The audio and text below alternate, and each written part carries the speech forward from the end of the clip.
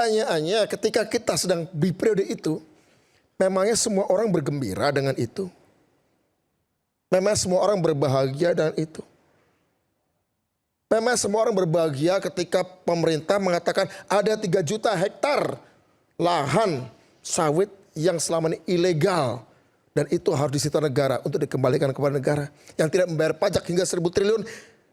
Memangnya memang semua orang bergembira ketika presiden mengatakan ada satu koruptor besar, ada mafia besar yang tidak pernah tersentuh presiden lain. Pak Prabowo mengatakan kejar. Memang berbahagia. Pertanyaannya ketika mengatakan apa hubungannya dengan kerusuhan ini? Apakah kita bicara soal teori konspirasi? Sepakat. Kalau Anda orang cerdas, Anda pasti tidak akan suka teori konspirasi. Karena memang konspirasi tidak untuk diteorikan. Konspirasi itu adalah suatu praktek sehari-hari. Apakah konspirasi itu berdampak luas atau sedikit? Tergantung Anda banyak uang atau tidak. Anda banyak kuasa atau tidak. Nyatanya yang diidentifikasi presiden adalah orang-orang yang punya banyak uang.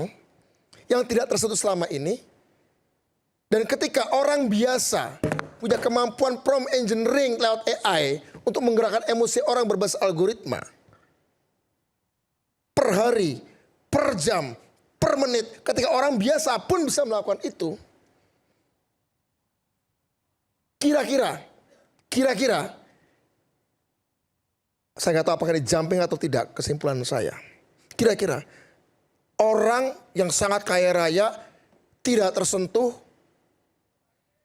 Hasilnya triliunan dengan mafia gas, mafia sawit. Saya sebutkan namanya Reza Halid maksudnya.